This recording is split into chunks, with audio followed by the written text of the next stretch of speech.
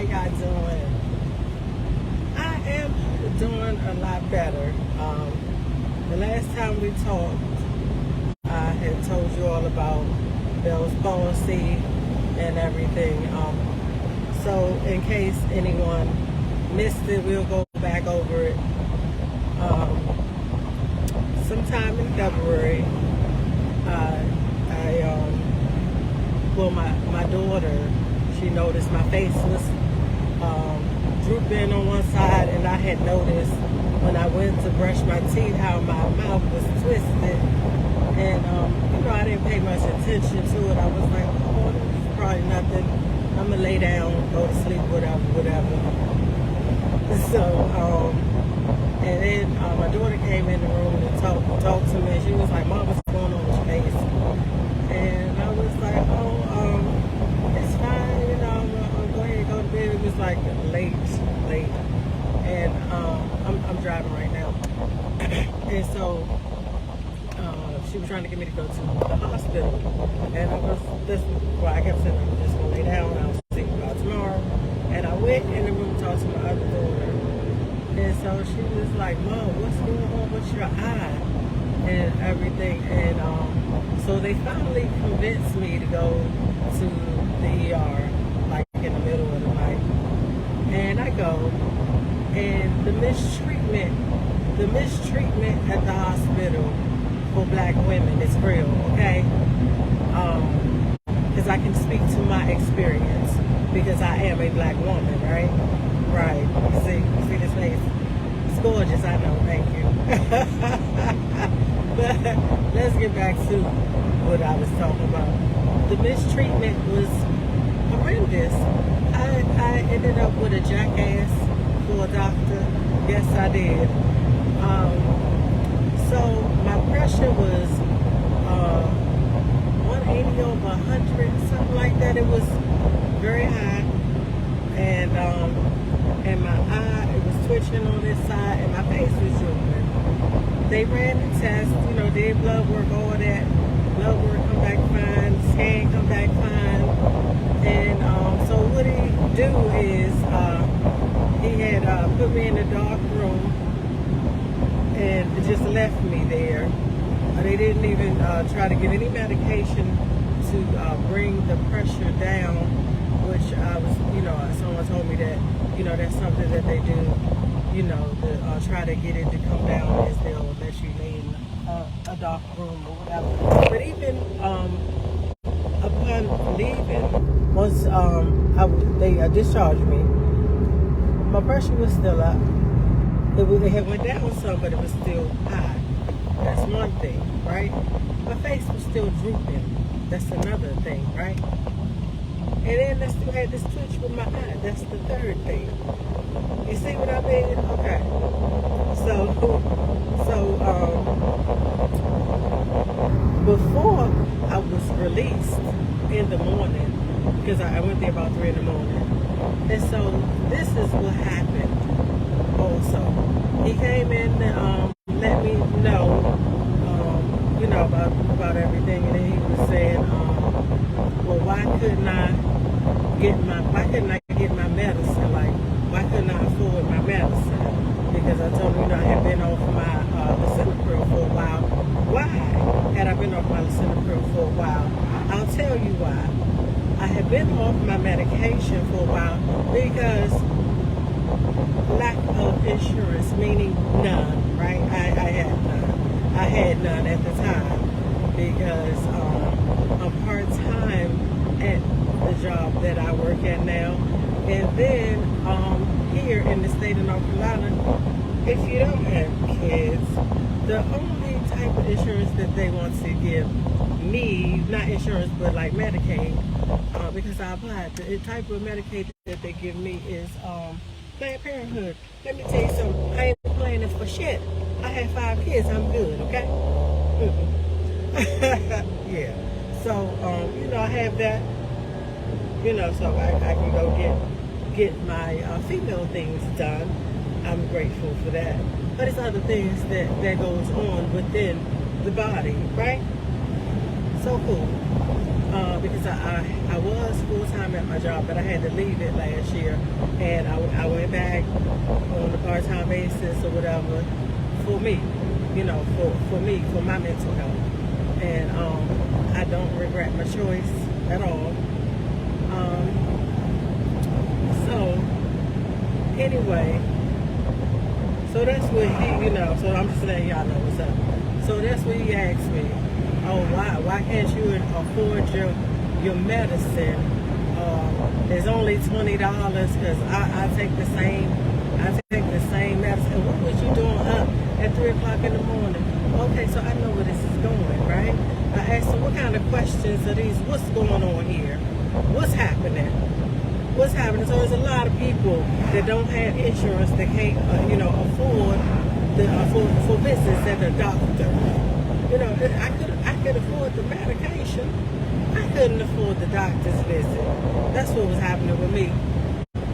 So, the man was a total idiot. Get released. Next day, face still the same. And I'm like, no, I need some answers.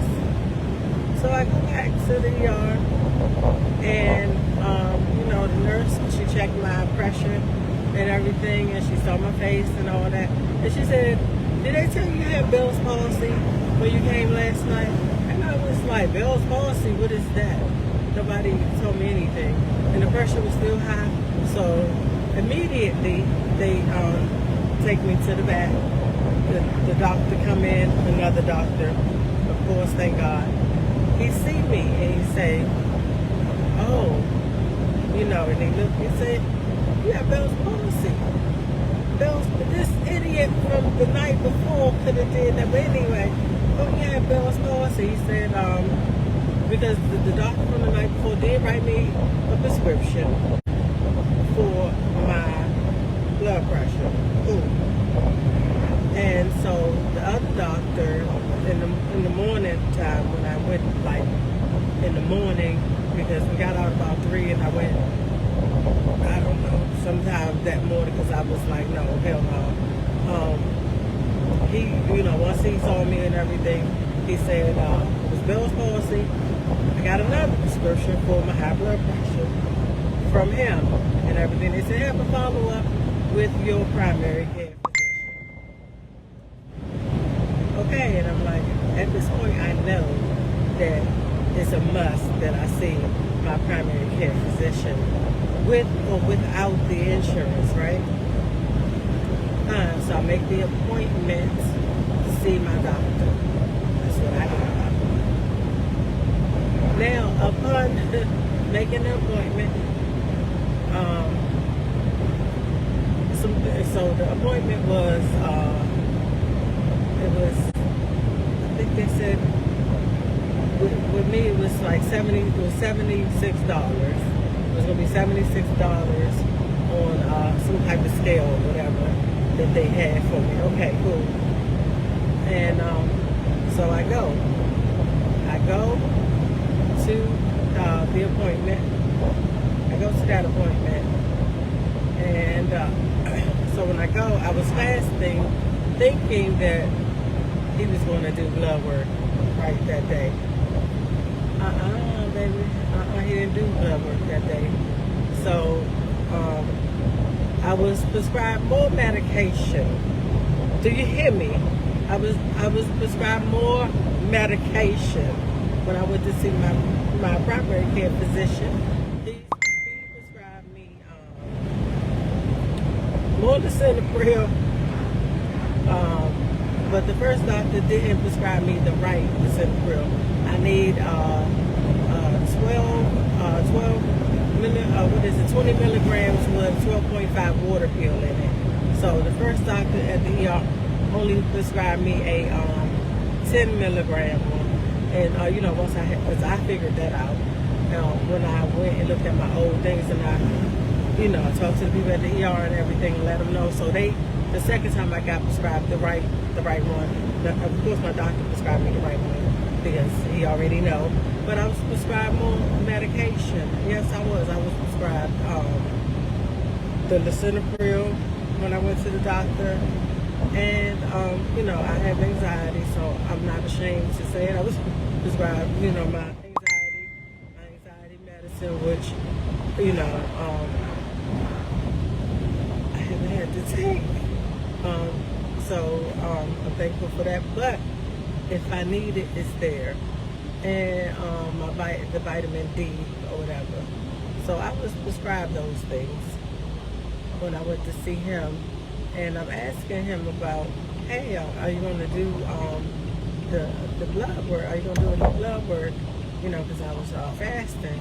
And so he was saying, what did he say? About come back in 2 weeks. So I needed to come back in 2 weeks. And that's when he'll do the blood work. Because I kept telling him, well, the last time I came, my blood work said I was pre-diabetic.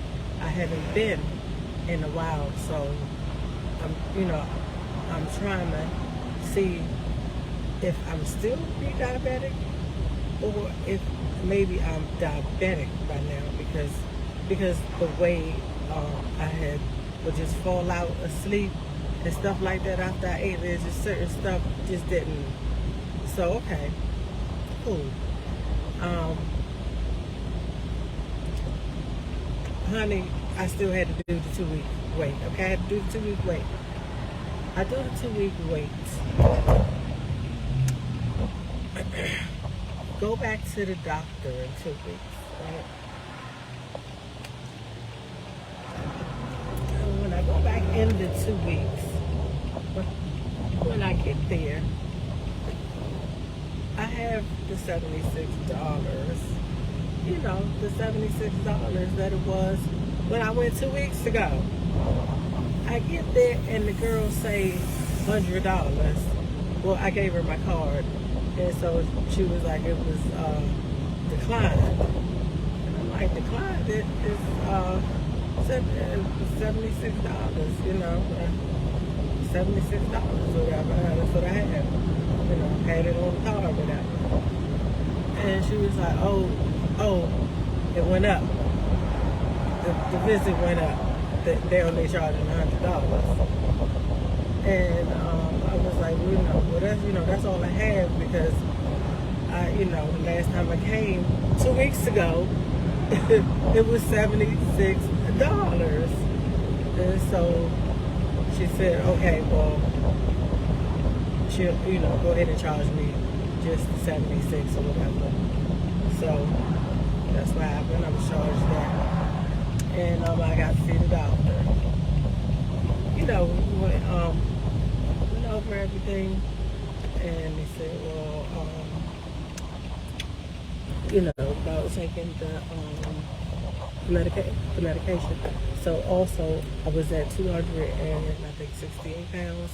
Not ashamed to say it, don't care what you think, okay? Because we all here trying to better ourselves.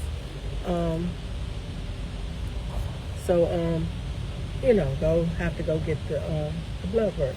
I go to get the blood work, right? I go into they have the little lab port in there.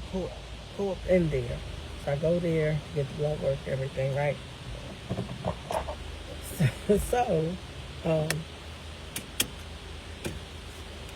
I owe a bill with LabCorp. I owed a bill with LabCorp from when I had my last insurance, and then the insurance ended up where I didn't have it anymore. So anyway, so I owed them a bill, and so the lady was like, "Do you have the money to pay for your bill today, or pay something on it, right?"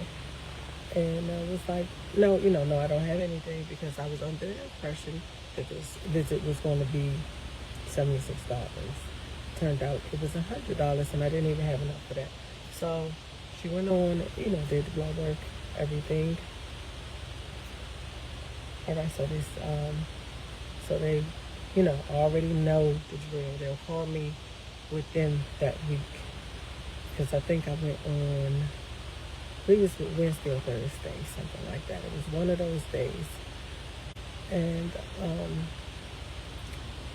Was it a Monday? So it might have been Monday. Anyway, so I know Friday, like on a Friday, I got a call from my doctor's office, and I had missed the call. I missed the call, and I saw I had a missed call from them. I said, okay, that's best. I'm calling you back to my labs. Let me call back. So I called back. I didn't get an answer, so I called back later, and I told them, who I was, where I'm calling back about. Someone had called me about my lab work, so actually I had got the lady that called me. And so she was saying, yeah, it's calling you about your lab, your lab work. Basically, what she told me. She told me my numbers was high. And, hold on. So I think even before that, we may have talked. But anyway, about the numbers being high. Anyway, so just getting to this part where I found out. So she said that my numbers was high. It was a 6 point something, I think 1 for my A1C. So, okay, so like the week before that's what it was. The week before that, she called me and told me that my glucose was high. So they was going to send, they had already had it. So they was going to test my A1C to see or whatever, which they should have been doing anyway because I was already pre-diabetic. That made sense, right? To me, it would have. But anyway, so they waited to do it. That when they found out the glucose, I guess that's how they have to do it. I don't really know. So after that, and then I got the call about the A1C being like 6.1, and that I was diabetic, and that she was sending me in metformin to the pharmacy over at Walmart, because I changed my pharmacy from CVS to Walmart because they have a cheaper plan. So, because that's, I just can't afford CVS. It is what it is, even though CVS is closer to my house. And so I had questions, right? I had questions about it. And so I was trying to ask her some different questions about it. And so she was saying, well, you need to talk to the doctor. But she did tell me that the metformin may make me sick, upset my stomach, stuff like that. And, if it make me, too sick, if, something happened, like really out there, I guess, to go to the hospital or come back there. But when I was trying to call, I had to not take that call.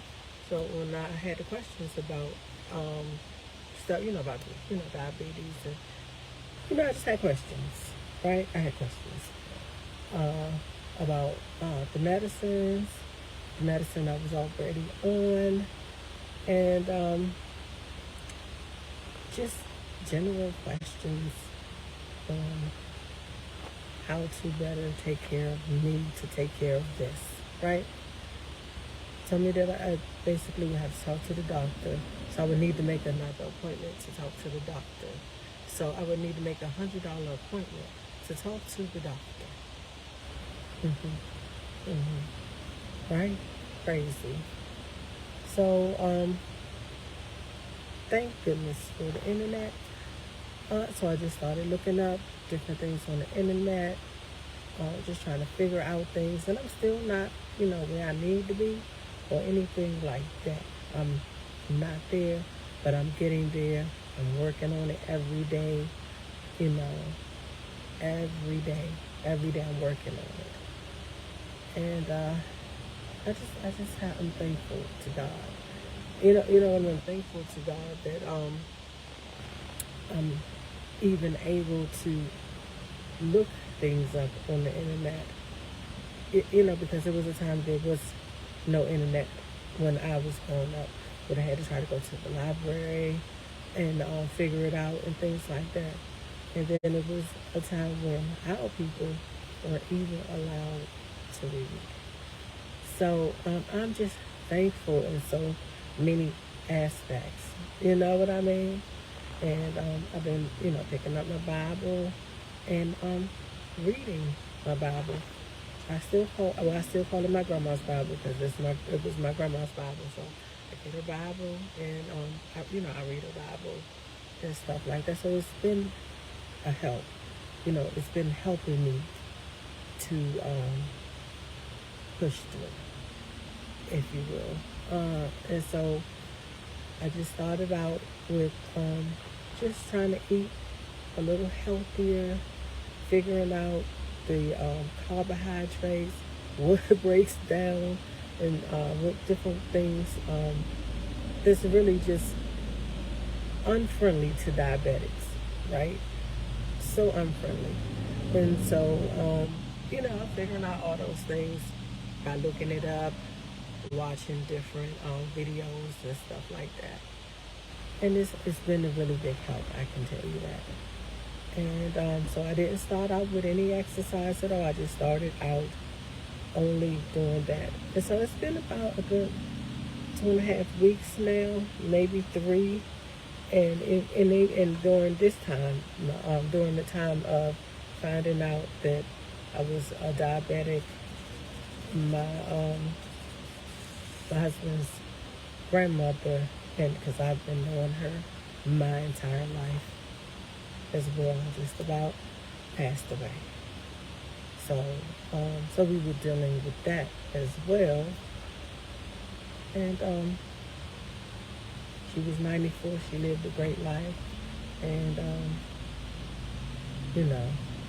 of course, she was saved, sanctified, and filled with the Holy Ghost. So she okay. You know what I mean? She okay, but we will miss her. So, it hurt. Those things hurt.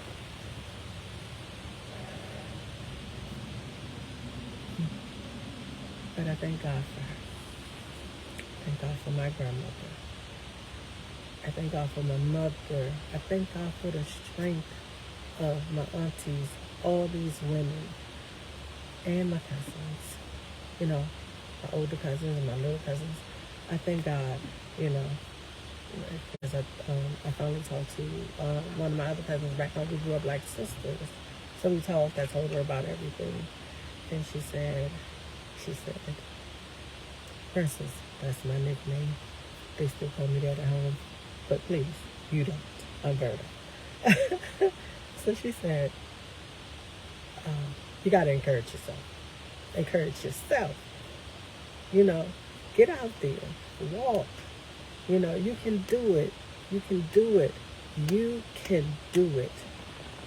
You can do it. Lose the weight. Lose the weight, because I told her I really don't want to stay on this metformin. You know what I mean? I don't want to stay on it. And I want to be off of it. So, so I'm trying to do what I have to do. And so, I've been eating a little better and everything. So she was like, telling me the different foods, that I already knew that, wasn't diabetic friendly. And she was telling me different foods that, is definitely good. But in that moment of her telling me, you can do it. You can do it. And when you exercise, and you're doing it for yourself. Remember that. You're doing it for you. And she said, when I go to the gym, she told me when she goes to the gym, that she don't answer her phone. She is at the gym for an hour for herself. For herself. And she don't take any calls or any of that. I told her I used to do that, because I used to do that like some years back before my grandma passed away. And because I was losing weight really well before my grandma passed away. And so I didn't really do the gym. I had a little thing in the house, like elliptical thing that ended up broke. So that's another story. And so I would, would get on my elliptical, and I would walk. I would walk, and I would not take any calls back then. And because my sister would call, she would call while I was exercising. I would call her back, right? I would call her back once I was done. And so she was pretty, once I was exercising, and she was like, "Oh, you taking that serious? You taking it serious, not in the bad way, but in the good way, And my sister's like, "You taking that serious? You don't take no calls." and I didn't. And so I remembered that, like, because I'll stop what I'm doing for others when I need to be doing something for me, right? So make sure you're looking out for yourself. Make sure you're looking out for yourself, loving yourself, and treating yourself well. And if you have hypertension, if you have diabetes, any of these things going on in your body, it's never too late to still get up and move. It's not too late to do it. Just get out there and do it. Walk. Go to the gym. Do whatever it is that fits you. If what I mean. Whatever fits you. Do what fits you. If you're a gym girl, if you're a gym fella, do that. If you're a walking girl, if you're a walking fella, do that. If you're a swimming girl, if you're a swimming fella, do that. Do what fits you. Or if you like all of them, try to balance it out and do that. If you want to just dip into everything, do it. Do it. The sky's the limit. The sky's the limit. I'm here now trying to go get me some food so I can cook myself some breakfast because I took my walk today. I finally started exercising about 3 days ago. This is my 3rd day exercising. The first day, I exercised with a YouTube video. The lady's name, I put it in the group, is remember it. But I know it's more or something. It's in the group. And I asked her, man, I was sweating. I was sweating. I was screaming. I was hollering. But I kept pushing. I wanted to stop. I did. I wanted to stop. But I said, you got to keep pushing. Even with my bad knee. I have a bad knee. And so some of her exercise I couldn't quite do with her the same way, right? But I still did what I could do. I still did what I could do. Okay? So do what you can do. And don't worry about what you can't do. As long as you do what you can do. That's what matters. So that was the first day. And I was proud of myself. I was proud because, and also my cousin told me, encourage yourself. Encourage yourself. And so even throughout wanting to give up, in that exercise moment, right there, that first day, I was still encouraging myself. I was telling myself, you can do it. You can encourage yourself. Be encouraged. You are your encouragement. If nobody else won't encourage you, encourage yourself. And I encourage you. Remember, I encourage you. You encourage yourself. If nobody else will, be encouraged by yourself. So that was my first day. Second day, which was yesterday. Now, that was a little different. I still tried to do the same lady's video, but a different one. And she had like a gospel walking. It was a gospel walking thing.